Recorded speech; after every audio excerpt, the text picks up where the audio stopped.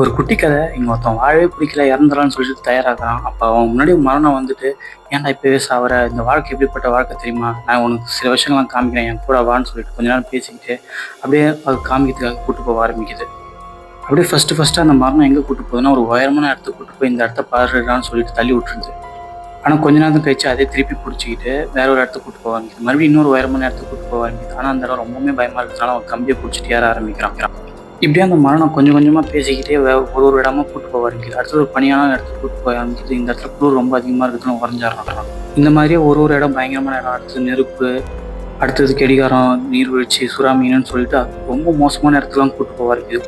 கடைசியாக வந்துட்டு ஒரு ட்ரெயின் வர மாதிரி இருக்குது. அது இடிக்க போகிற நேரத்தில் அந்த மரணம் என்ன பண்ணால் கூப்பிட்டு போய் இருந்த இடத்துக்கு கூப்பிட்டு போக ஆரம்பிச்சிடும். கூப்பிட்டு போயிட்டு என்ன பேசுனா, நான் உனக்கு இவ்வளோ ஆபத்து கொடுத்தேன், இவ்வளோ ஆபத்துலேருந்து நீ தப்பிச்ச, இந்த சின்ன விஷயத்துக்கே நீ இறக்கணும்னு ஆசைப்படுறிய, இப்படி வாழ்க்கையை வீணாக்கிட்டேன்னா உனக்கு ஒரே ஒரு தடவை தான் சொல்லிட்டு மரணம் வந்து பேச ஆரம்பிக்கும். அதை புரிஞ்சுக்கிட்டு அவனுமே ஓகேன்னு சொல்லிட்டு விட்டுட்டு போக ஆரம்பிச்சிடும் அடுத்த வேலைக்கு. நம்மள சில பேரும் அப்படி தான், வாழ்க்கையே பிடிக்கலன்னு சொல்லிட்டு அடிக்கடி இறந்து போயிடுறோம். ஆனால் வாழ்க்கைன்றது ஒரு முறை தான் சொல்லிட்டு அவனும் புரிஞ்சுக்கிட்டு வேலைக்கு போக ஆரம்பிக்கிறான். அப்போ தான் ஒரு விஷயத்த காமிக்கிறாங்க. அங்கே வந்தது உண்மையாலுமே ஈவில் கிடையாது, ஒரு ஏஞ்சல் வந்து அவனோட உயிரை காப்பாற்றுற மாதிரி காமிச்சு அப்படியே இந்த குட்டி கதை இங்கே முடியுது. வாழ்க்கைன்றது ஒரு முறை தான் மக்களே.